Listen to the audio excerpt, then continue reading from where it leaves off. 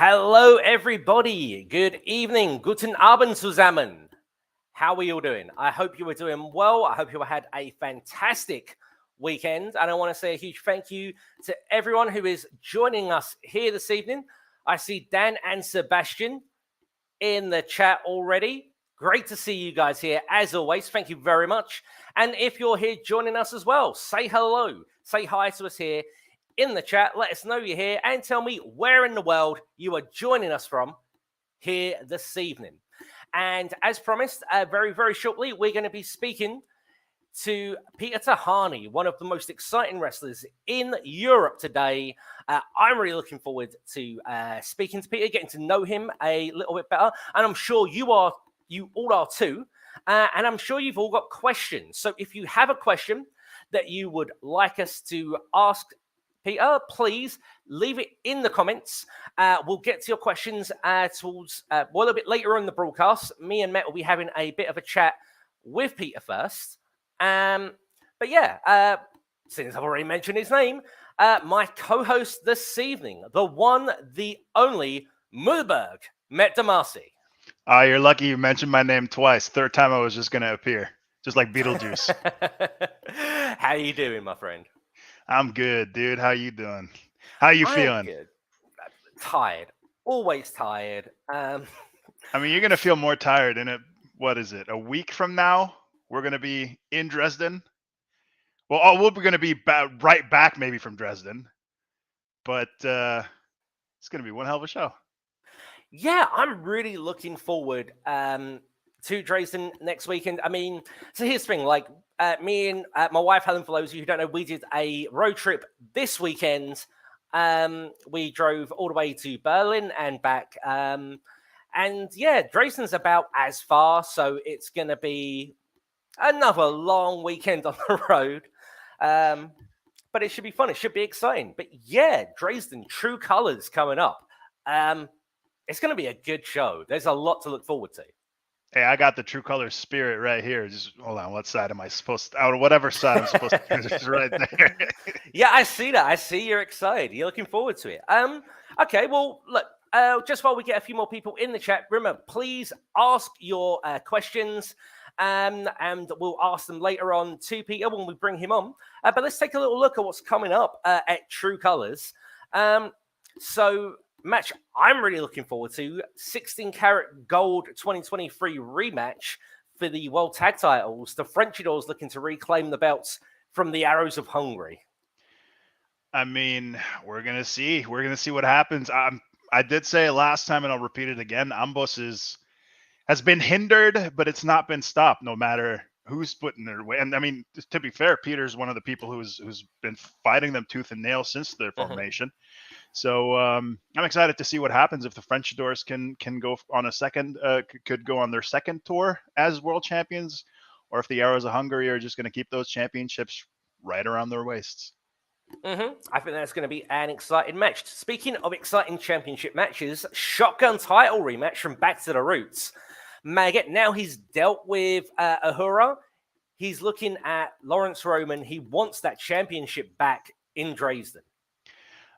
I'm excited for that match. I think that match is definitely, it's not even a sleeper match because both guys are incredible, but it's just, I feel like it's one of those matches where with all the anticipation that builds for it, it's not going to be enough. As much as you want to talk about Lawrence Roman, he's an incredible athlete, and Maggot is Maggot. So yeah. And I mean, now, you know, that we know that Ahura isn't going to be an issue in Dresden, like Maggot might be able to retain here. He might be able to reclaim that championship. So we're getting the match that we were promised. Yep. But didn't get because of Ahura. So absolutely. And another 16 karat gold 23 rematch. Tristan Archer and Mike DiVecchio. This is gonna be good. I mean, we all know how big Mike D's I mean, not just, no pun intended, but how big Mike D's become just over that one weekend. I'm excited to see Mike D again in action. Tristan Archer's one of the best wrestlers in Europe. So yeah, it's definitely going to be a challenge for Mike. If not the world, yeah. So it's going to be a big challenge for Mike D. I'm excited to see how he goes for it. I'm up for more Tristan Archer versus Mike D. We could have that every week. and I'm I'll be fine. excited to see how the Dresden fans take to Mike D for the first time at True Colors. That's going to be exciting. Women's Championship is going to be on the line as well. Ava Everett, she's been wanting that title. She hasn't shut up about wanting that title since she landed back in Germany for this her third tour. Baby Allison, she just reclaimed that belt herself at 16 carat. This is going to be something between these two ladies. I mean, you say she hasn't shut up about wanting that title. Has she ever shut up, period? Yeah, it's a really, really good point. I want to see, I'm excited to see where that match goes. I'm not even going to put any expectations on it. I'm just going to go into it and just, I'm going to be on that balcony anyway. So I'm just going to do it. Yes. Tag team action. The reunited Only Friends in action in Dresden. They're going to be against the team of Nick Schreier and a man who had a phenomenal 16 karat gold weekend, Ilya Bloom. He's had an incredible 16 karat gold weekend. He's one of the greatest young talents in Germany. Nick Schreier, one of the greatest young talents in Germany. But I don't know, against a reunited OnlyFans with all that momentum. Only Friends with all that momentum coming in. It's going to be insane. I'm excited to see. It's a big opportunity for them. So who knows? Who knows where things can go? It is a big opportunity. And, as I say, they've only just reunited the Only Friends. So, they're going to have to maybe work a little bit harder to, rebuild some of that chemistry they had before, because it's been so long since they last teamed with one another. So it's going to be an interesting contest. And last but not least, there's going to be the second match in the best of 5 series. Dresden's own Axel, the Axeman Tischer, taking on our guest this evening, Peter Tihanyi. I'm really looking forward to this. I'm looking forward to it too, but I mean, we'll have Peter on here in a few minutes. We'll get his thoughts on the match, maybe. So I'm excited for this match. I'm excited for the entire five match best of 5 match series. Let's see where it goes. I'm up for it. I'm going for the ride. Awesome. Yeah. Okay, so we are going to bring our guest on in a second, but before then, I can see a question here from Dan. Will the transcript of this interview be published later? No, we have no plans to publish a transcript of this interview. It's just going to be here. It's just going to be live. So enjoy it. Enjoy it whilst it's here. Is the best advice I could give to each and every one of you who are joining us here this evening. Thank you all for joining us. And again, if you have any questions that you would like us to ask Peter Tihanyi, get them in the chat here. We will ask them a little bit later on. But first of all, let's introduce our guest this evening. I've been calling him the Hungarian Sensation, the Hungarian standout. He has been phenomenal. He had a phenomenal 16 karat 2023 weekend. He beat Trey Miguel. He beat Francesco Akira and only got eliminated from the tournament by the man he's now in that best of 5 series with, Peter Tihanyi. Peter, how are you doing this evening, my friend? It's good to see you. Hello, everyone, and hello, everyone in the chat. I'm doing good, but as I told you earlier, I'm really tired because yesterday we were still in Austria, so we just came back from there, and today I went to the gym, and I also had a class I had to run, and then I was sprinting home to do this live stream. So I'm tired, but other than that, I'm really good. Good. Pleased to hear it. So there's so much to talk about. And for some of the fans who might not know a little bit of your backstory, I'd really like to start right at the very beginning.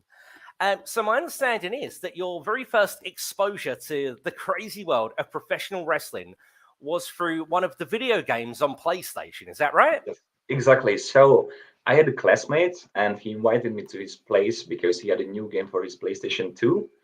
And it was the SmackDown vs. Raw 2011. And that was the first time when I was like, oh, what is this? I really like this. We started playing, and I was like, okay, this is something good. I really like that.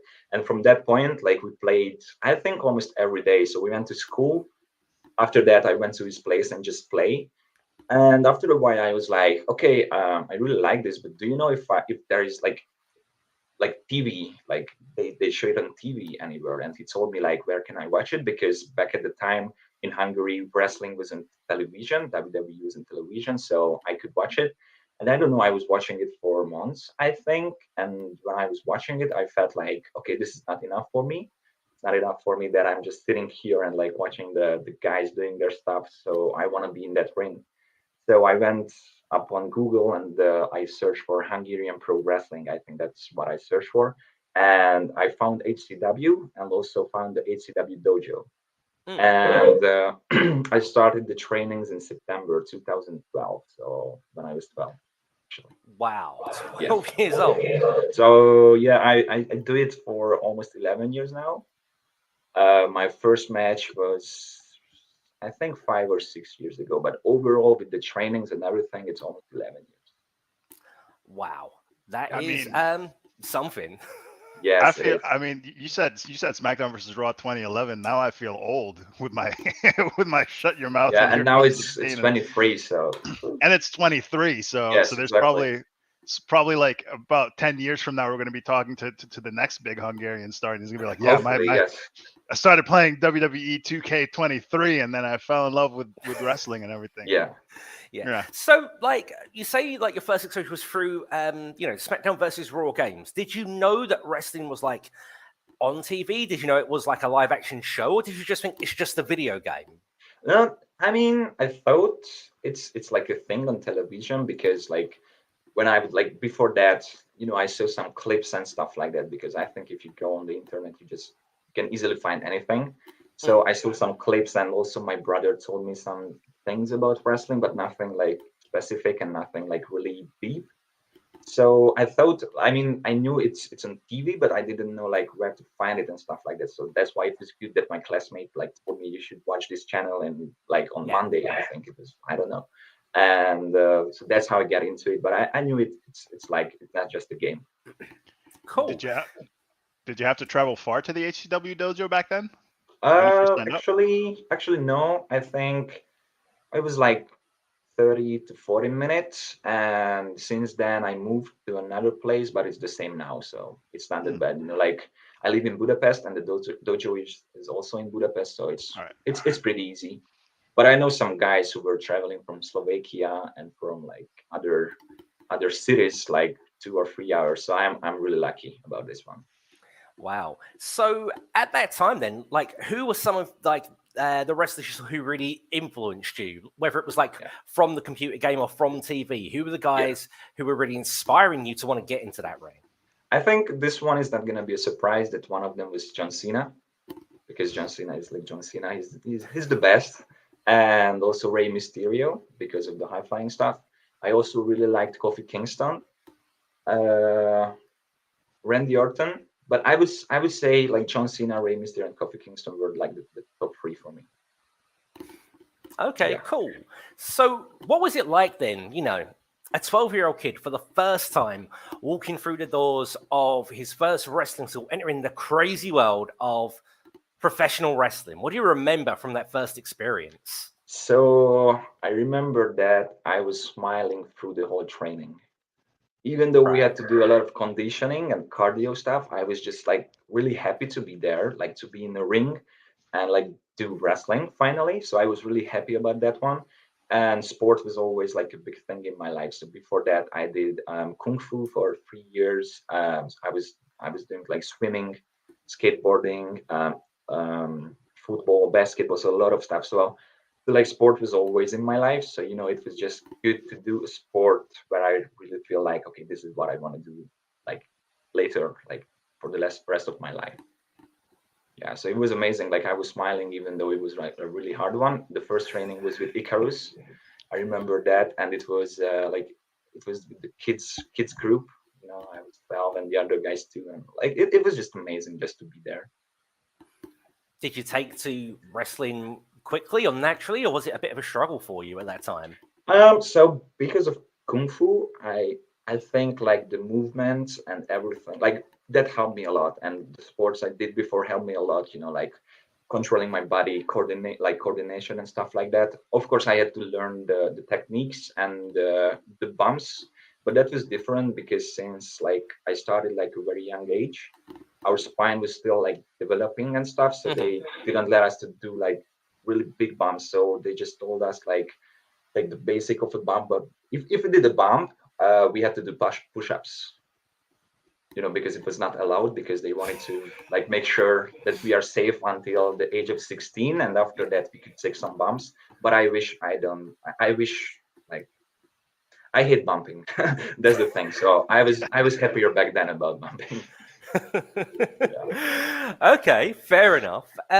What was like maybe the hardest part of the training for you to really grasp and learn? So I was always a shy kid. So like the entertainment part, like where you have to act and like you have to do promos and stuff like that. So and I think that's still the hardest part for me. But after a while, you just get used to it and you realize like you see things differently, how you like grow up and stuff like that. But like I would say like the sport part itself was the easier for me, and the performance was the harder one. Yeah. Okay, really good to know. So, I mean, you were training them for about 5 years before you actually made your pro wrestling debut. You had your first match at 17 years old. Is that correct? Yes, exactly. So that was my first match, but I'm not saying that was my debut match because it's kind of like a Comic Con thing, and one guy was missing, and I was there. I had gear with me, like basic black pants, and Always keep that gear think, packed. sorry. Always keep that gear packed. Exactly. So there was one guy missing. I didn't even have knee pads. I think someone like gave me some kick pads just to look something like a wrestler. So that was my first, I would say. But later that we had tapings in the dojo. It's called HCW Underground. But my first official match, what I think is my debut match, was in 2018 in May. Yeah, on the show where British Strong Style was there. So it was something. How was that for you? Because obviously around that time, British Strong Style were, picking up a lot of momentum in the indies, not just across Europe, but in North America at the time. How was that for, a young Hungarian kid to be on the same show as guys who are making such huge waves in the industry? Yeah, exactly. Yeah, it was really good. I still have the picture with them, I think, in my phone. So if I find it, maybe I can show it. But it was amazing just to share the locker room with them. And the next day we had a seminar with them. And like that's the point where I realized, okay, I don't know anything about wrestling. I thought I got it, but no, like they just like showed us a lot of things. So they were like showing me a new like side of wrestling and stuff like that. Of course, how they learned it from the NXT UK and stuff like that. So that was the point where I realized, okay, these guys know what they're talking about. So that's a good point. So the mindset of sort of you go in, you start learning a little bit, and then you slowly feel like, oh, I got it, and then all of a sudden you're like, I have no idea. Nah, you don't. And I still have the same feelings. Like not that long ago, we had a seminar with Mett, and I was like, I have to learn a lot. Like you just show me like how to work the cameras and stuff like that, so I'm still like learning and I want to learn more. Yeah. I think that's also part of why you've been so successful so far. But like what over the 11, 12 years you've been doing this, what's for you so far been the biggest lesson that you've sort of taken with you that's taken you the furthest? Like what have you learned that sort of, or is it like a whole bunch of smaller things that all just add up together? Like I know, I think it sounds basic and cliche, but like hard work pays off, and like that's like true. Like it was. I think that's the biggest one for me. If you work hard, if you put a lot into wrestling, you can take a lot out of wrestling. It's not just like you think you're good enough. Nah, you're not. You have to train more. You have to work on the like.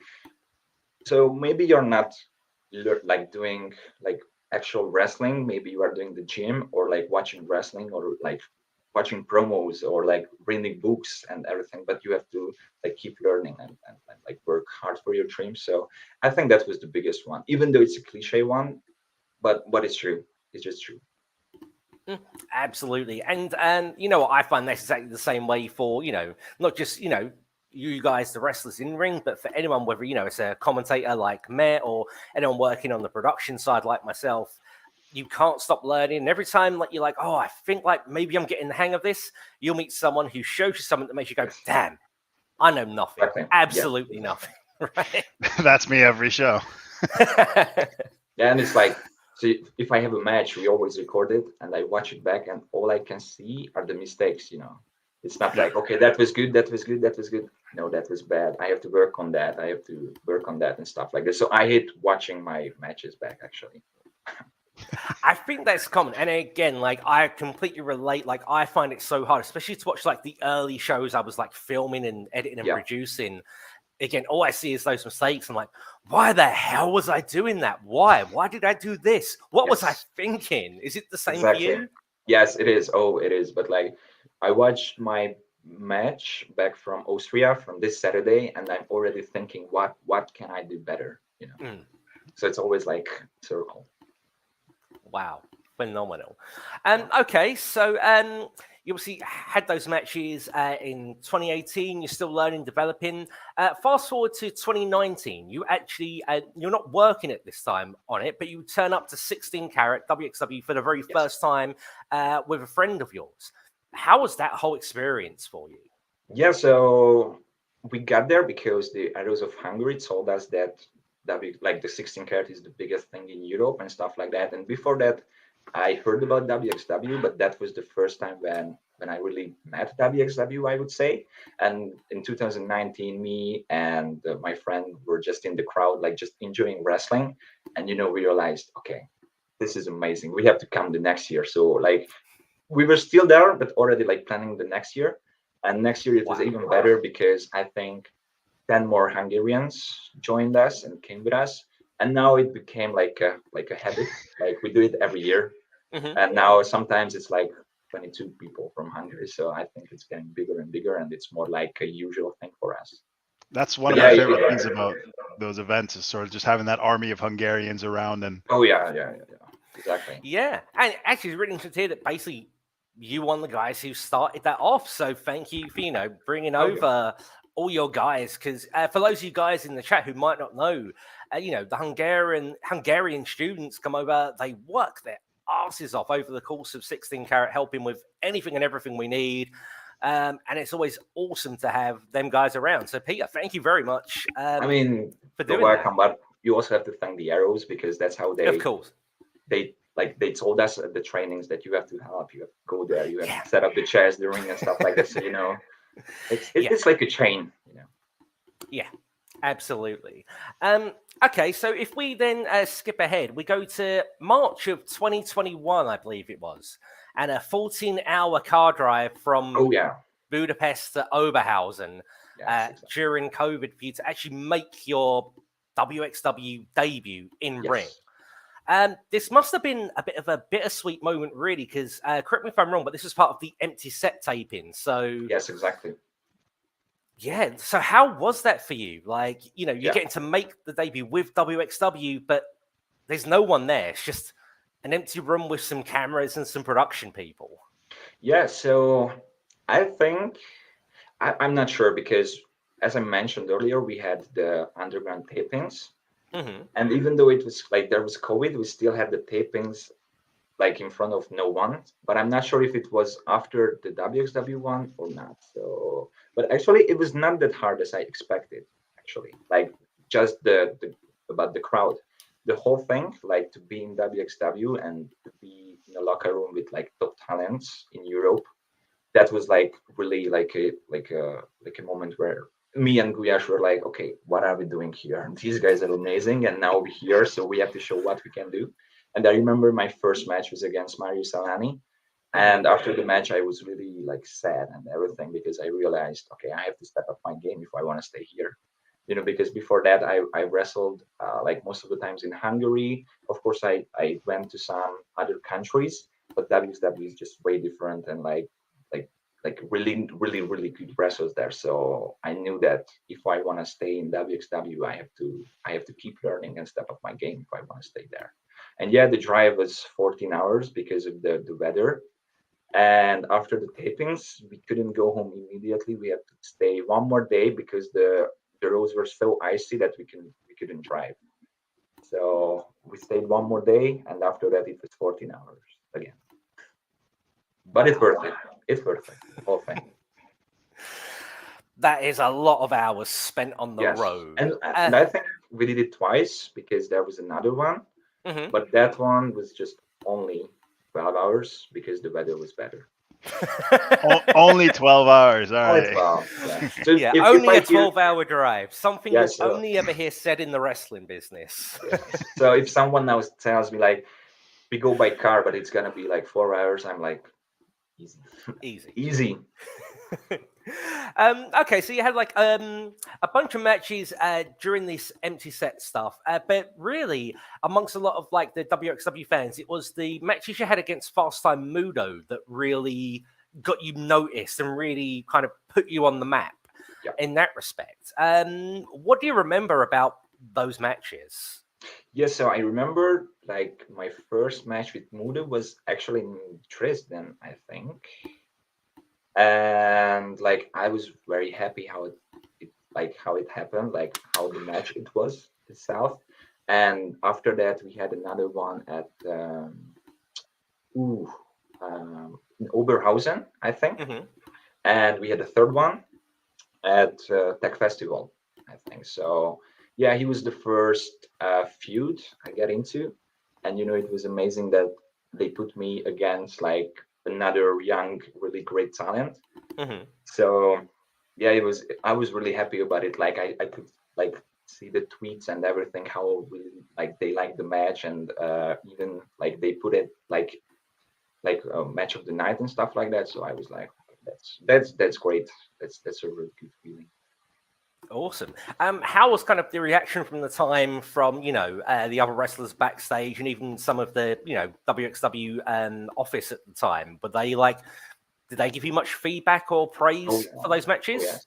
Yes, of course. And still to this day, if I do a match, I go to backstage, talk to my opponent and stuff like that, and immediately I go and ask for feedbacks because that's how you can learn. So like, yes, that was a great match, but like not the best match. So even though the crowd liked it and a lot of people liked it, there was still a lot of mistakes. And I'm not sure if I can say this, but so there was a person there from NXT UK, a wrestler, and everyone was like, okay, this was a really good match, go to that guy and like ask some feedback from him. And he was like, okay guys, it was not a good match, and we were like, tell us please, like, and he gave us feedback and stuff like that, and then we realized, okay, why it was not a good match. So we always go and just ask for feedback and try to like do the things better next time, what they mentioned.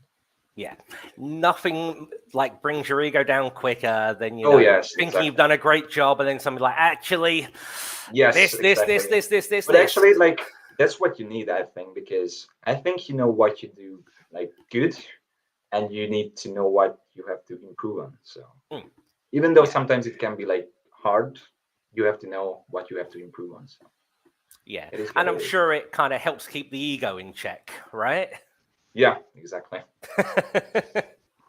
Okay, so from there, let's talk about your 2022 in WXW. And, 16 Carat weekend there. You were in the 16 Carat tournament for the first time. How did it feel to actually be in that tournament as a wrestler, actually be competing there? How was that for you? Was that big? Oh, yes. It was like, that was the biggest thing in my career, like that time. And it was a bit scary at the same time because before that we had a show in Bielefeld where my elbow got injured and I had 10 days to recover, and I was not even sure if I can do the 16 carat. So it was like this. Sometimes I felt like, okay, I get this. The next day I woke up and it was like really big and it hurt and everything. So I was like, maybe I have to I have to skip that one. So it was like a roller coaster for sure, but it was amazing to be there. I was very nervous because it was like the biggest stage for me. Everything was new, like, okay, what's going on now, what I have to do and stuff like that. But it was just amazing to be the first ever Hungarian in the 16 karat gold tournament. Yeah, and obviously you had the first round match against Ed LeBlanc, defeated Yes. him, and then you got to wrestle eventual tournament winner Jonathan Gresham. At the time, I believe he was the Ring of Honor World Champion as Yes, well. exactly. How was it to step in the ring with Gresham? Oh, so the same, like when they told me I'm gonna face him, I was like, okay. I like in every match I want to do 100%, but in that one I wanted to make sure it's more than 100%, you know. So like I wanted to be like as ready as I could. But yeah, it was amazing just to share the ring with him and just learn how he does everything in the ring, you know. And actually, he was really nice because later I get a booking in Progress Wrestling, and that was because of him. So I think he liked to work with me and everything, so he helped me with that. Mhm. So it was like a really good experience. He told me a lot of things, so I could learn a lot from him, and it was just amazing to be there and to wrestle him like on the biggest stage in Europe. So but at the same time, you know, it was like mind blowing that I'm doing this. Awesome. I mean, okay, so let's move on. Look at the rest of 2022, and we can't really talk about 2022 and Peter Tihanyi without mentioning the name Amboss. Yeah. Oh, And yes. again, this is a story which involves Jonathan Gresham. Yes. So you know, it was Broken Rules in Oberhausen when you know Robert Dreisker and somehow, and almost inexplicably to most of us, the Arrows of Hungary and Lawrence Roman decided to collectively attack Gresham. And, you know, you were there along with, you know, Ed LeBlanc, Senza Volto, and countless others to try and, you know, stop him and stop Yes. them. Like, how has the whole war with Amboss been for you? And what did you really think in that moment when they were first formed at Broken Rules? What was going through your head? That must have been shocking. Yeah. So and also the other part was that on the Broken Rules, I did a Spanish fly, so I landed like pretty badly. So also my lower back got injured, and the next day they did that thing to everyone, and also like to me, and they were my trainers for I don't know for 10 years, Mm. and they knew that I'm injured, and they still did it. So it was like a very shocking moment that it's like okay, they really did that. It wasn't Mm. even just a broken rules. I still remember even the shows afterwards. Your back Yes, like was very much a target. yes, exactly. So like it was like a very like a shocking moment. And you know, like when they were training me and everything, so they teach me the things, but they did everything like the other way around, you know, like they did everything but they told me not to do. So it was like, okay, are they my enemies now or my still my trainers or like what should I call them and everything? So the whole thing was surreal and like really shocking for sure. And So the this, whole so thing this like like wasn't a side of them you saw previously in like the 10 years yes, you had known exactly. them. Yes, exactly. Yeah. Yeah. So it was like a new side from them. And the whole thing lasted for almost like 6 or 7 months, you know. So it was not like just a short something. It got really heated later and stuff like that. You know, so. Yeah. Well, as well, I wanted to talk about Shortcut to the Top. Obviously, there was the 8-man tag team Yeah. match where, you know, yourself along with Sensor, Egler, and LSG teamed up against Amboss. And then, you know, after the match, so Amboss have you beaten down. You know, Dover goes to grab the chairs. They go to, you know, Pillmanize your arm, go to break your arm. But the tables get turned, and suddenly your team have Dover pinned down. You're standing there with that chair in your Yes. hand, and they're encouraging you to break Dover's arm. What was going through your head in that moment? Because that was, it hard. felt like time stood still. Yeah, that was really hard because yes, they attacked us and they turned like they turned to different people. They are still my trainers and I grew up with them. Like they were my trainers for 10 years and everything. So like I was very heated. So I was like, okay, I'm gonna do this. But you know, like when something clicks in your mind and you're like, maybe you shouldn't, and just maybe it's not the good way to handle this situation. So I didn't do it, but like sent it to the chair and just did it. It was just like, okay, I don't care. I'm gonna pay back for that. You know? So not to just the way it just was formulated. Did you not? So when Sensa grabbed the chair, did it all happen too fast, or did you even get a split-second moment of thinking maybe you should stop him because of your history with Dover, or did you just let it happen because it was easier than to do it yourself? Or Yeah, I mean, I think like the whole thing was really fast. So he just took the chair and like already like hit. So it was like, I think you can see it on the like the tape that I was really shocked and like surprised that he really did it. But yeah, so the whole thing was really shocking for me. And obviously, Dover was then taken out of action for 6 months. He did have, Yes. another match on the Fight Forever taping the next day. I mean, he barely got in the ring, and then there was, I think it was a drop kick from LSG, sent his arm flying into the wall at ringside there, and he had to leave the match. Such was the Yes. extent of his injuries. Yes. So yeah, that was insanely shocking. But like the issues with Ambrose didn't really stop. I mean, one thing that always sticks out in my mind is believe it was We Love Wrestling 39, the Revenge Rumble in Dresden. So it was yourself and Ulshi taking on the combination of Icarus and Robert Dreisker. And there was that moment where I know they bloodied your nose. Did they break it or did they just bloody it? What happened there?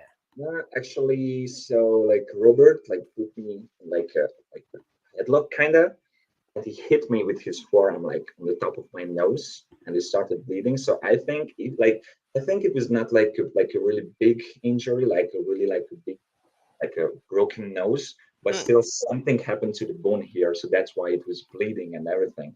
And that was the point where I realized, okay, these guys want something else, like they are just like really against us and they really hate us and they want to destroy us, I felt like. And also like I think Robert did the same to Orsi back in Hungary, and they wanted to do the same thing to her. So like that, like I saved her with the bicycle knee. I still remember it was happening on the outside, so I did the bicycle knee. Everything was fine with her, but then they got me, break the nose, and even though like I was like bleeding and everything, Icarus just came in the face, and that was the point where Tassilo stopped the match because it was just too much. Yeah, that. I mean, how did you feel? Kind of. I don't know if in that moment is the right question, but like after that match and like in the days that followed, when you really had time to think about what had happened there, how did that all make you feel? So I think like I was very disappointed about the whole thing that they are really doing this, because like also Robert, like so I trained with Robert also at the academy, so we knew each other for a long time, and he was like, I don't care, I'm gonna do the same thing to him as what I did to Orshi. So like I think it's really hard to put in words what I felt after that, but I was really disappointed, and I knew that okay, we have to pay back for those guys, like what they did to us. We're not gonna be like, okay, we're gonna let it go away. We're gonna be like, okay, if you want to fight, we are here to fight with you, even though you are more experienced than us. You guys are the veterans and we are the new ones. We're gonna show you that we can fight. Mm-hmm. So it was like that was the moment where we were like, okay, we're gonna show them why we are better than them in a way. Yeah, and I mean, I feel like yourself and everyone who was involved in this war, Orshi, Ilya Bloom, the Frenchadors, you've all really upped your game to bring it to Anbos. I know it's something Mett said a million times, like you've kind of stalled them a little bit, but no one's really been able to stop them in any meaningful way. And there's been some crazy matches, whether we're talking about the relaxed rules match at the anniversary show, and we obviously have to talk about the Carefish Schlacht at Back to the Roots. I mean, before we get into what happened in the match, just going into that match, before that match, in the weeks and the days leading up, you're entering the Carefish Schlacht, like this crazy, unforgiving, brutal structure. Yeah. And that you're in there with some of the most now crazy and unforgiving and brutal wrestlers in WXW. what goes through your head in the days and weeks leading up to a match like that? Yeah. So the thing is, it was my first ever steel cage match. So that's also like something to mention. And also, it was against combos. So it was like I was actually really looking forward to that match because I felt like, okay, this is the point like where we can end this whole thing. I challenged them, and also like the French just challenged them to do the kayfabe flag. So I was looking forward to finally start the whole thing, and then like Robert face broken, broke. So yep, that was another part of it. I mean, maybe it's a bit awkward for you to talk about, maybe uncomfortable, but I really have to ask, like, what happened that caused such a crazy injury that has kept Robert Dreisker out now for several months? We still have no idea when he's going to return to action. And when it happened, how did you feel? What was going through your head at that time? Because man, like, it's got to be awkward. I know you've had your issues, but the amount of blood was scary. Oh yes, it was. It was. So the thing is, so I've heard rumors that a lot of people thought it's because of the boot I gave to him before the crossbody, but it was not the boot, it was the crossbody actually. So I did the crossbody and my hip bone hit his like right side of the face, like and The also the orbital nose. bone, right? Yeah, the orbital bone. Yeah, so like the whole part of that face, like his face. And then I did the crossbody. I could feel that I hit my hip bone, but I was like, okay, it can happen. It's wrestling, it can happen. And then I like went to him and I started doing ground and pound, and I could see some blood. And I was like, okay, maybe I hit the mouth or the nose, but it's nothing serious. And then we kept going, and what we could see is like blood pouring out of the mouth, of the nose, and from everywhere. And that was the point where I realized, okay, something bigger happened. And it was not on purpose actually, but after it happened, the broken nose, what he like did to me was like, okay, now we are 1-1. So yeah. Yeah. Okay. I didn't want to like kill him and like end his career and stuff like that, but it happened. And It's the kayfabe. yeah, it's a cave Yeah. fight. Yeah, and also like I still remember what they did to us and to me. So now I really feel like we are 1-1, and now we maybe stop this whole thing. I hope forever, but we'll see. Yeah, well, certainly, it looks like, you guys and, your issues with Amboss are over for now. At least yours are. The French Adors Yes. obviously still fighting with the Arrows and hoping to reclaim their tag titles this weekend. But actually winning the Kayfabe Schlarks, how did that feel to finally, get them over? Well, you didn't just pin the Arrows. You made them guys submit. You made them quit. Yes, exactly. How did that feel? Actually, it was amazing, and I really felt like, okay, this is the end. Now we show them what we can do, and this is kind of like it has to be the end. And they also like took the top rope, so we can do any high flying stuff. But I showed them I don't need the top rope to do the 450, and I did the 450, put over in the rear naked choke, and then he gave up, and I was like, yes. Finally, we show you what we can do. So after this, this is the end. It has to be the end. Yeah. Okay, so let's talk about something maybe a little more positive then. And we're going to jump back, I guess, to World Tag Festival last year. The match you had against Mike Bailey. I have to talk about this because for me, it was one of, if not the match of the weekend. Thank you. Phenomenal contest. And how did that feel knowing you were going up against Mike Bailey? Yeah, so I first met Mike Bailey in 2020 when we were at the WXW Academy, and he gave us a seminar. And that was the point where I was like, okay, I need a match against this guy. And it finally happened at the Tech Team Festival. So it was actually like a dream match for me. So I was really, really happy about it, but and really hyped up. But at the same time, I was nervous because I wanted to show not just to him, but to everyone that I can be in the same ring and do the same thing as he does, like to be like with him on the same level. So it was amazing just to finally have the dream match of mine and to show everyone that I'm here and I'm here to stay and I'm gonna be better and better. So give me any challenges you want and I will complete them. Awesome. Matt, were you Did you about to say expect something there? did you expect that match to get as I won't say crazy. It wasn't personal. It wasn't crazy. But did you expect it to get as intense as it did when you kept going through Actually, his leg? actually no. So like knew that his knee was a bit injured and hurt, so I felt like okay, I want to win.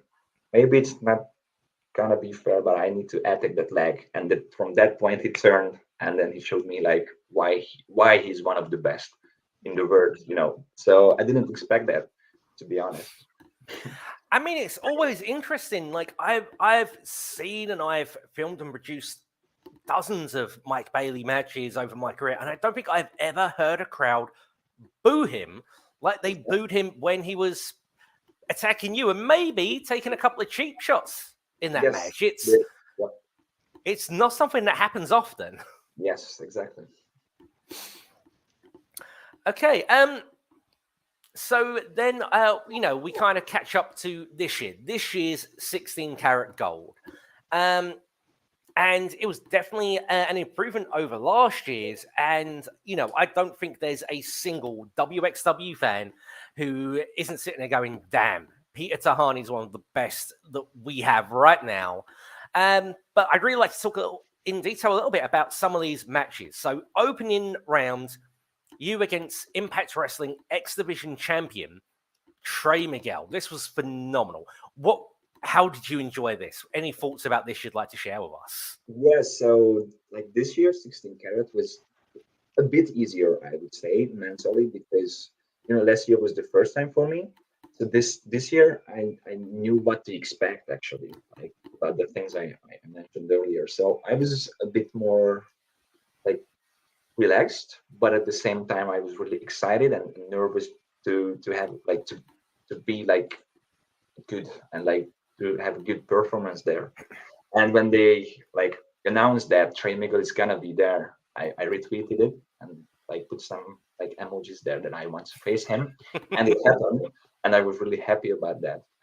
For the same reason, what I mentioned about Bailey, that to show that I can be in the ring with those big names. Yeah, absolutely. I said I really enjoyed that match. Like hugely exciting match. I know when me and Mett were doing this stream last week, several people mentioned that was their favorite match of night one.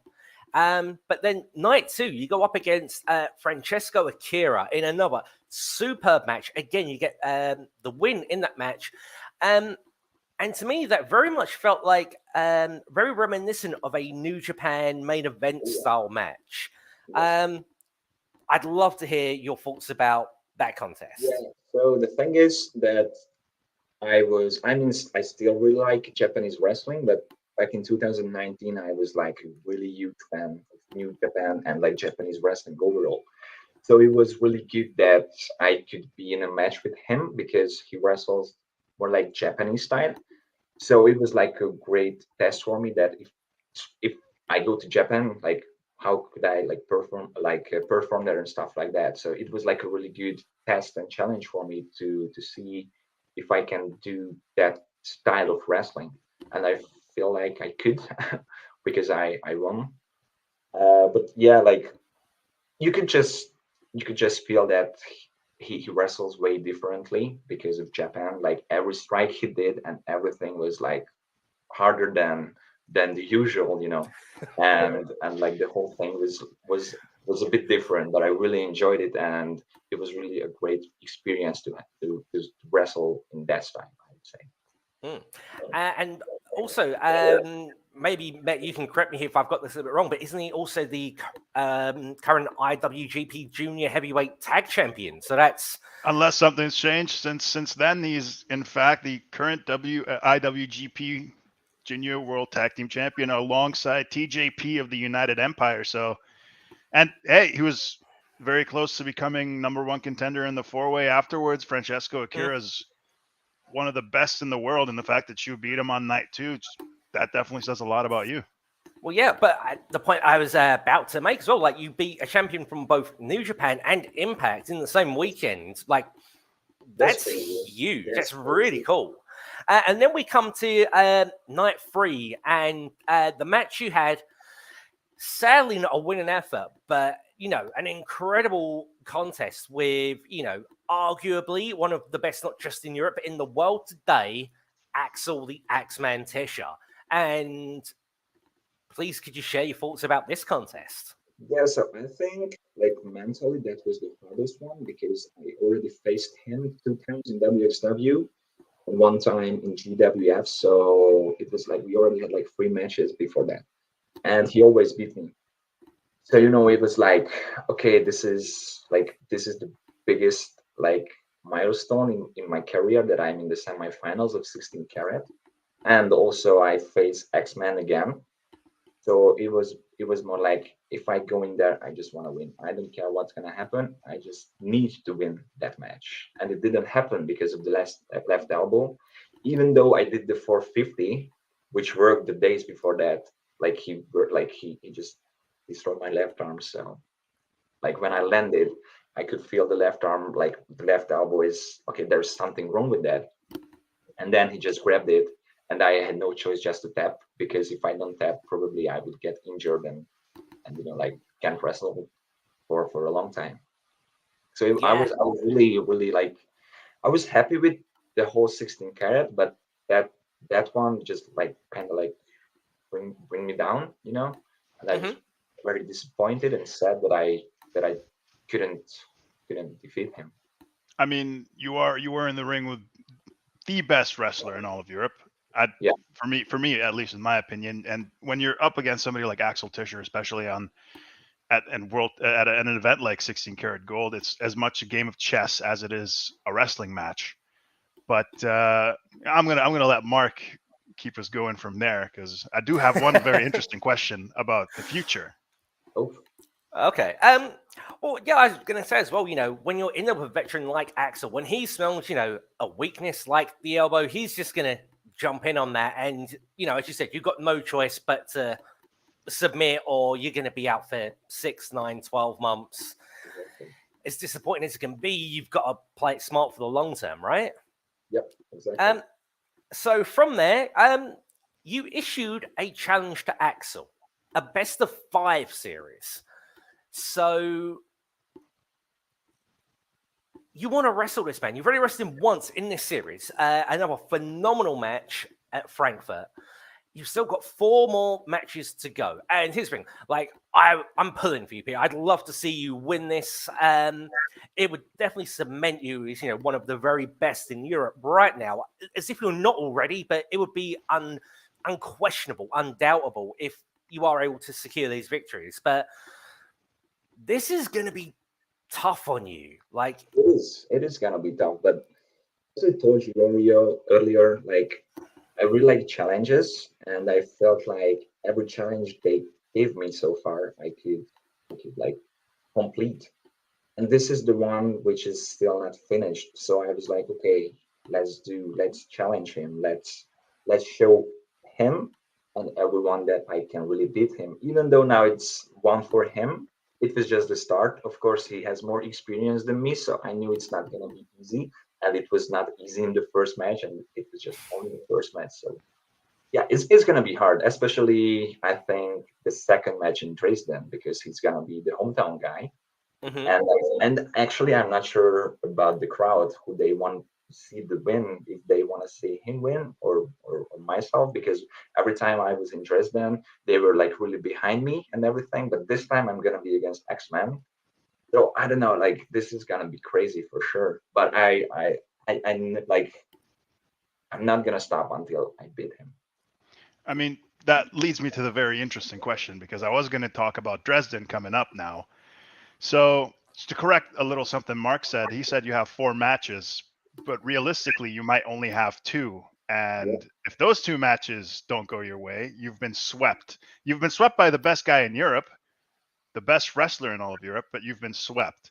So my question is, because this best of 5 series for you after 16 karat gold is very much a statement of intent. I very much believe the fact that you're one of the best up and coming talents in Europe. This best of 5 series for you is your way of saying, I'm not one of the best up and comers. I am one of the best guys in Europe. And you're facing the guy in Europe. Now that that's all the way, you're going into the Wolf's Den. You're going into Dresden, his hometown, and you're facing him there. And if you lose, then you have to come back from 2-0. And you have to win 3 matches straight against somebody like Axel X-Man Tischer. Now, I don't want to get in your head or anything, but you know exactly what kind of a challenge you took. You know exactly like what you bit off, and I know for a fact you believe you can chew it. But tell me just what's going through your head. Is there any pressure piling on for you right now going up against Tischer in Dresden? And just walk me through sort of the human aspect of what's going in your mind, as opposed to to the athletic, because it's not just a match. It's for you. It's your moment. Yes, exactly. Yeah, so it is actually really hard. And the whole thing is, I would say, scary, but I feel like, so like you mentioned, I don't want to be like one of the best upcoming talents in Europe. I want to be like one of the best talents in Europe. And for that, I really have to beat him. And like in my mind, there is just one voice which is always like, you have to beat him, you have to beat him. So mentally, it is pretty hard. And yes, if he beats me on Saturday, then it's gonna be 2 for him and 0 for me. So after that, I have no other choice than just win. So, but I feel like because we already had some matches, I could learn his style, what he does. So maybe I can pull something which can surprise him, and I can do some surprises for sure. So I'm scared, but at the same time, I'm really confident about the whole thing.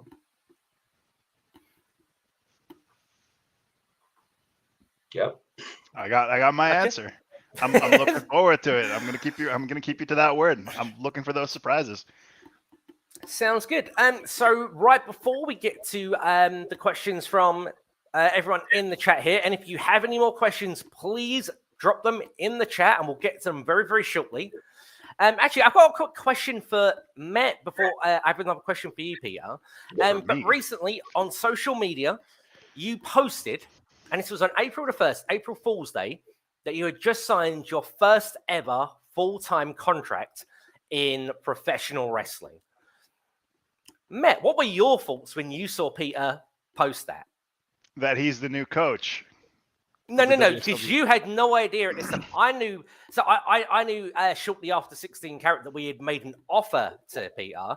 But Mett, you had no idea. Where did you think Peter was going? What was going through your head when he had signed a full-time deal, but you weren't told where and who? I mean, 1% of my mind was like, oh, is it an April Fool's joke? But as soon as I saw all the messages, I was like, it can't be an April Fool's joke. It's just people are too wholesome for this just to be an April Fool's joke. But I'll be honest, I had no idea that it was. All I was doing was just, keeping my fingers crossed and hoping and praying it was WXW that's gonna be the announcement. And as soon as that came out as you being one of the new coaches of the WXW Academy, my brain was like, that makes absolute sense. And I think it's an incredible step forward, not just for WXW, but for the WXW Academy. Obviously, you're very young, but for me, it was a great surprise of the best kind. That it was a good kind of surprise. I was worried for a second we might lose him to somebody else, but yeah. So on that note, like, how is it for you to at such a young age to have a full-time professional wrestling contract, and not only that, but also be one of the coaches at my opinion, my humble opinion, the premier wrestling school in all of Europe. Yeah, that's true. So just about the post itself. So I signed the contract a bit earlier than April 1st, but I was waiting for that day just to, Just to mess with people. yes, exactly.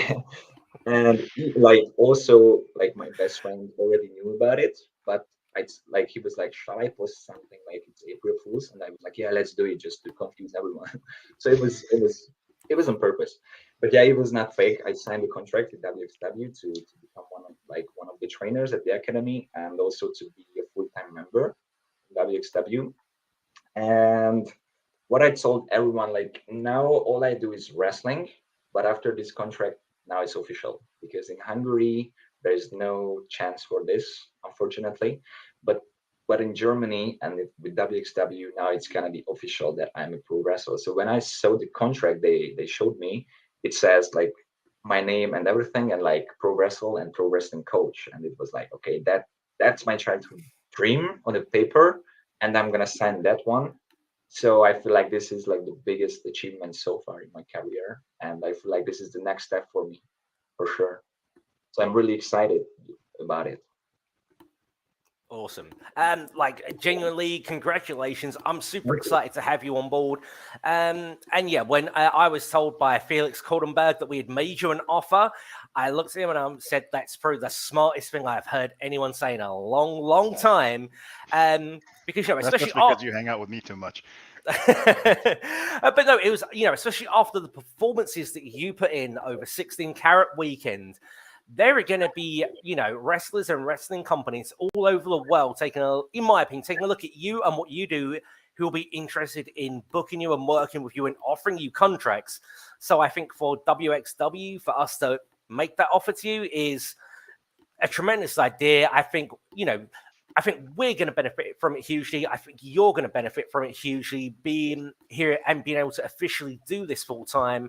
And I know, all the students at the academy are going to benefit from this hugely. I think it's an amazing deal, and I'm super excited for you to make your way over here to Germany in the coming months. So Yeah, it's gonna be so officially. I'm gonna move there and start on June 17th. There's a show in Oberhausen, and I was like, okay, that should be the date when I will start and move there. So 2 months, and I'm gonna be in Germany. awesome. Yeah. Awesome. If anybody needed any more reason to come train at the WXW Academy, there you go. Yeah. Okay. Well, let's start with some questions from our fans here. So, and this one feels super relevant. As Dan asks, how is it for you to transition from Hungary to Germany? What's different? So far I'm still like, so I'm still in Hungary now. So of course it's gonna be. So I can answer this a bit later when I'm actually in Germany. But like I work with WXW since 2021, so I traveled a lot to Germany, and there was like time periods where I stayed for like 2 weeks or I don't know, like 10 days, so for longer time. So kind of like already experience what it's like to be there and just to live there. And actually that's the other reason why I was like, okay, I'm going to sign this contract, because like kind of knew how the things work there. Of course not like 100%, because I'm still not there, and if I go there and move there, I have to learn how to live there like full time and everything. But I think like so far so good. I really like to be in Germany, and every time I travel there, I feel like this is my second home. So it's not like, okay, I'm going to like to different. Of course, I'm going to a different country, but if I go there, I feel like, okay, I'm kind of going home. So now like so far everything is easy, I would say. And what is the difference? Like everything, I would say. You can like there is a huge difference between like Germany and Hungary, because Hungary is more like Eastern Europe and stuff like that. So everything works here differently. Anything specific you can Ooh, give I an mean, example of? maybe it's better if I don't. Yeah. Okay, no worries. No worries at all. Yeah, keep your secrets. Yep. Also, I know there's a couple of people asking this, and it was asked on Twitter. Wie ist dein Deutsch? How is your German? Do you speak any German? That's a no. So yeah, I've seen that question actually, and like since I travel to Germany a lot, so I can understand some sentences and words, and of course the context helps. But and like if I go to a shop, I can do the basic conversation, like you need the receipt and stuff like that. So I get those things, but of course my German is not there yet. So, but I'm planning to learn it, and actually probably I mean I have no other choice to do it. And also if I'm there and all I hear is German, I think that's gonna help me a lot. I mean, I don't know. I've been here a year now. My German is still wirklich scheiße. So yeah, but there's like 15, 20 years between you guys, so he's still got that young mind. It's all good. Yeah, hopefully. Thanks for making me feel old. You're welcome. that was my secondary goal right there. Okay. So Tim asks, what is the biggest difference between wrestling schools in Hungary and in Germany? That's a really good question, actually. But I would say nowadays it's not that big of a difference, because like Robert also started to work for the HCW dojo. So I don't know, like I think it's not that big difference, I would say. So we also have the same groups as the WXW Academy has, because we like that way better. So I think like they exchange a lot of stuff. So now they are kind of the same. But I would say like the academy itself is way better looking, and everything is like fancier there and stuff like that. But I would say it's nowadays it's not that big of a difference. I mean, I suppose it helps as well. There is like a real genuine like kinship between Robert Dreisker and Icarus and Dover. Yeah. So we are working together, like sharing the ideas together. So it's like the schools kind of working together. Of course not, but like you exchange the ideas and stuff like that. It's sort of running on the same sort of kind of blueprint. Yeah. When it comes to imparting wrestling knowledge, let's say. Yeah, exactly. Okay, so Blutsbruder asks, when you told your family and friends that you wanted to be a professional wrestler, how did they react and how do they feel about it now?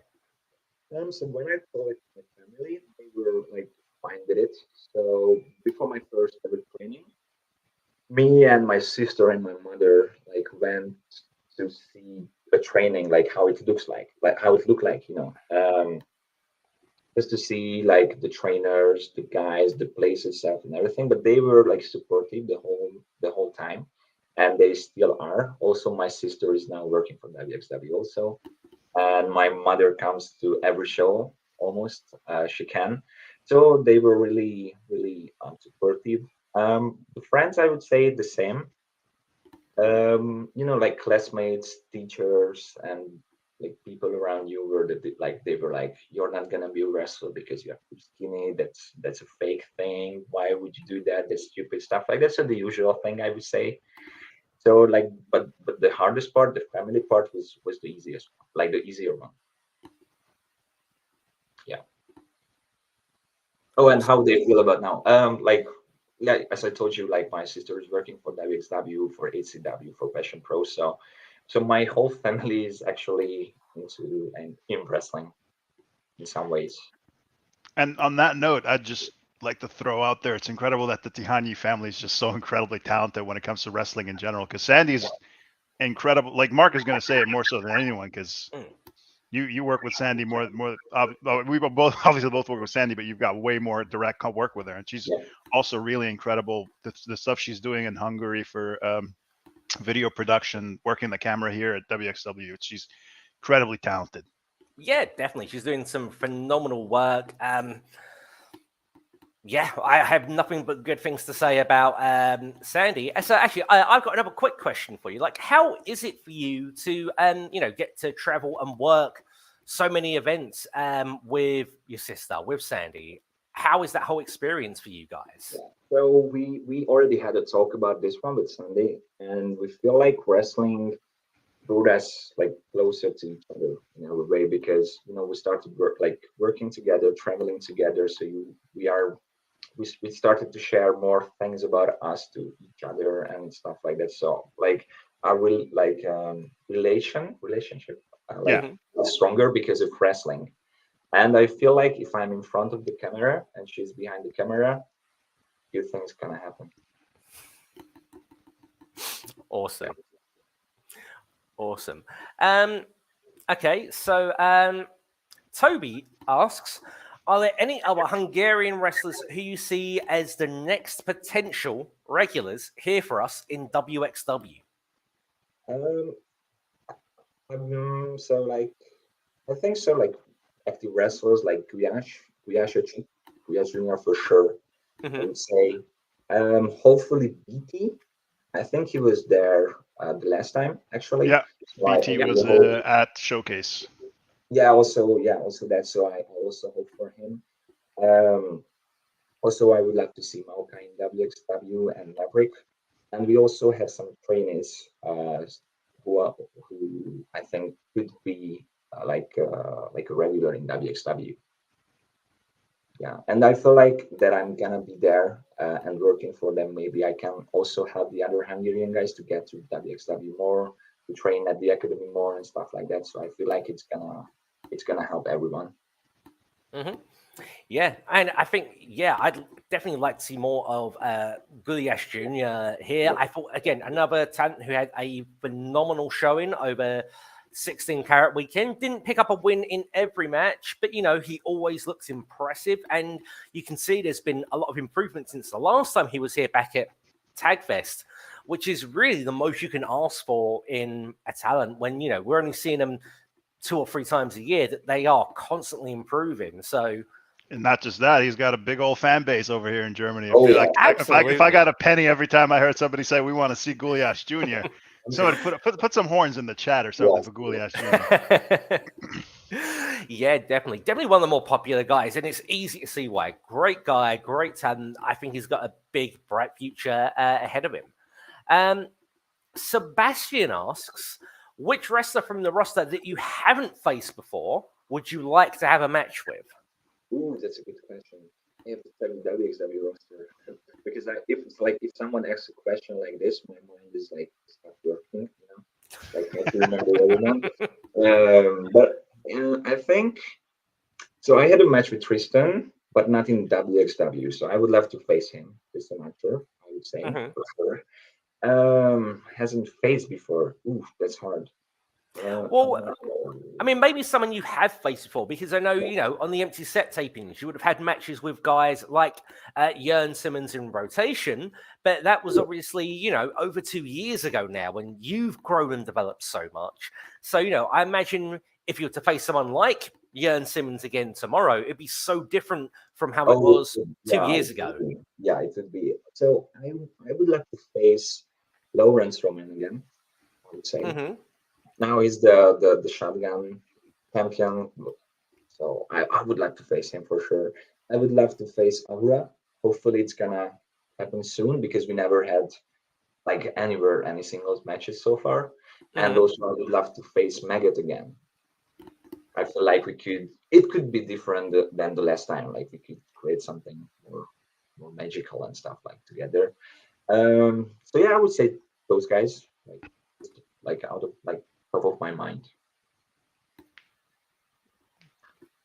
Anyone else you'd like to pull out there? I mean, like, I know I would love to see you against Shigehiro. Like, that would be a very exciting match for myself. Mett, is there any opponents you'd like to see Peter wrestle? I mean, a lot of the names have already been sort of thrown out there. I mean, Tristan Archer was actually the first name that came to my mind, so it's actually funny because I feel like you and Tristan could have some really great matches together. Jörn would be a great opponent for you as well. So a lot of the names. One of the names that just popped into my head is Mike D because of just how incredibly how great his movement is especially for a guy that size. It'd be very interesting to see you and Mike D go head to head. But apart from that, a lot of a lot of names that were mentioned. I think in general, it just speaks to just just how great you've been and just how much of a rapport you've built for yourself. The fact that we could come up with all these names and we're all like, yeah, that'd be a banger. That'd be a banger. That'd be a banger. So well, I know Dan's just thrown in here Peter versus Shire under normal rules rather than ambition rules. Yeah, I'd be up for that too. Give me more Thomas Shire any day. Well, but actually, I really like the ambition match we had. Like really good fight. I really enjoyed that. But yeah, with normal rules, yeah, let's do it. And also another name came to my mind. I would love to face Matahan.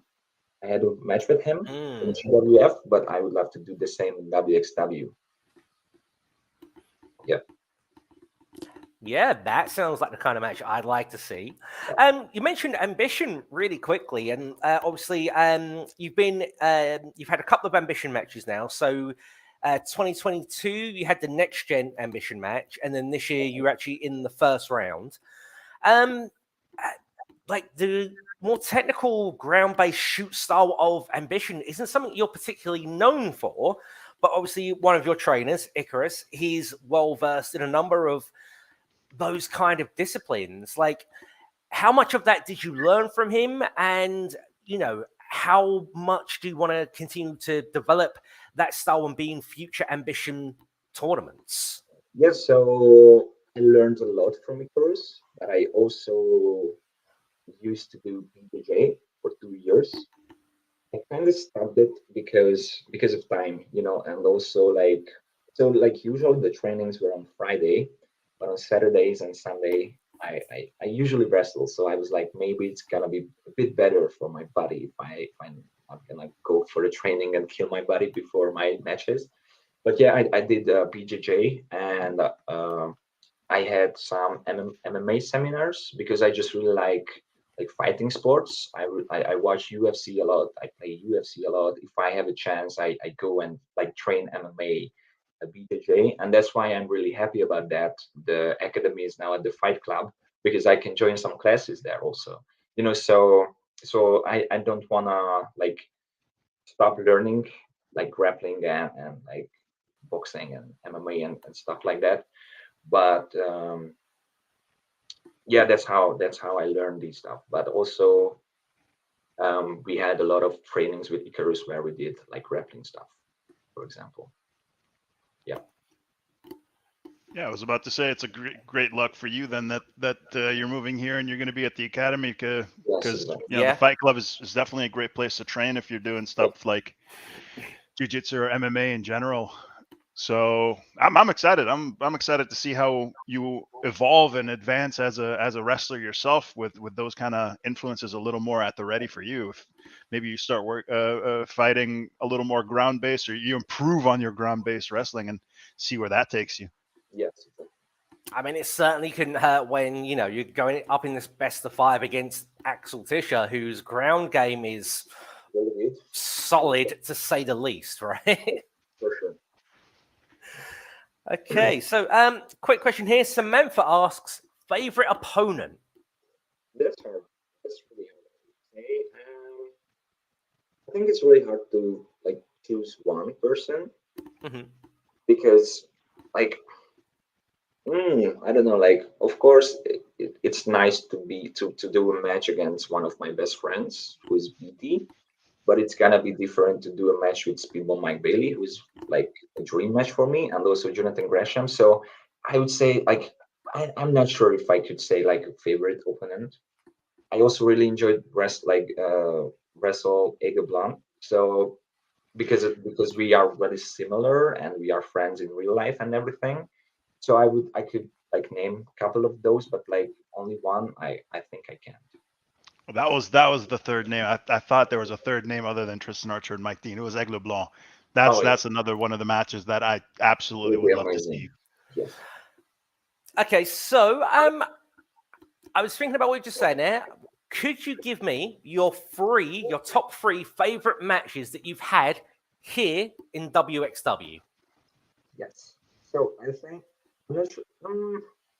Right. So I think the first one, number one, is against Jonathan Gresham, I would say. Because that match was way different than what I do usually. The second one, I think Mike Bailey, because the things I mentioned earlier. And the third one, that's, I think, just to say another type of match, was a tag team match against Robert and Icarus in Frankfurt when me and Elia were a team, and that's when we won that match. Just I to think name a different style. that was actually my favorite. That was actually my favorite match of that night. I still remember it. Actually, it was, Yeah. what a nice match with you. I think you and Elia Bloomer especially. Two of my favorite young names at WXW. I think you guys have got an incredible roof or ceiling. Sorry, roof. Probably got an incredible roof too. I don't know. Yeah. But yeah, awesome. 3 great matches. If you want to see those, they're all available here on WXW Now 2.0.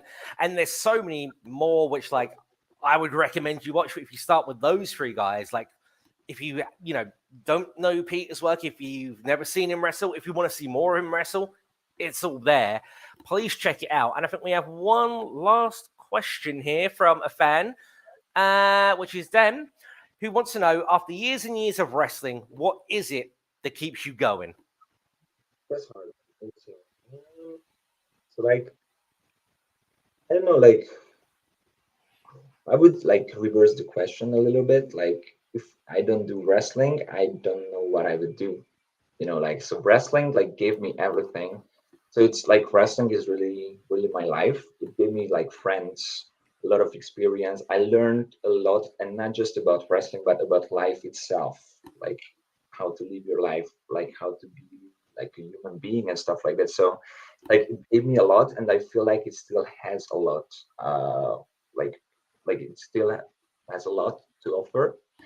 So these things, and also I remember that we had a training back in, I don't know, like 2013 or 14, where we had to write on the paper like our dream in wrestling, and I've written like I want to be like at WrestleMania at one point.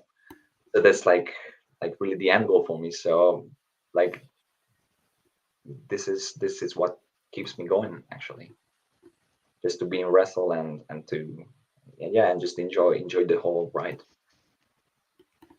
Fantastic. Yeah. Okay, so I have one last question from myself before we wrap this up. So you've had a couple of opportunities in your time at WXW for the Shotgun Championship. But that's been it so far. Like, is Championship Gold in your future?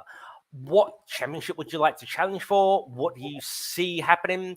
Where do you see Peter Tihanyi being by the time 16 Karat Gold 2024 gets here? Oh, that's hard. So I think the Shotgun title would be a really good achievement for me, and I would love to get that one. And for next year, 16 Karat, I think it would be amazing to be the first ever Hungarian who wins 16 Karat. This year I was close, and I feel like if I keep going and learning and improving, I can win it next year, hopefully. That would be, I think, like that's the biggest dream in WXW right now. Yep. Okay, fantastic. Let's see what the rest of 2023 and what the start of 2024 holds for you. Peter, is there anything else you'd like to say to our fans who have joined us here this evening before we end this broadcast? I hope you liked it and you enjoyed it, and thank you for joining us. That's it. Awesome. To everyone in the chat, thank you all very much for joining us here this evening. Thank you very much for your questions. Peter Tihanyi, thank you for your time here. It's been great getting to speak to you, getting to know you a little bit better. And I hope that, each of our fans feels like they know you a little bit better now, thanks to this as well.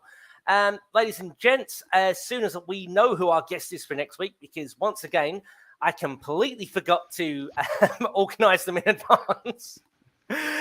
We will let you all know.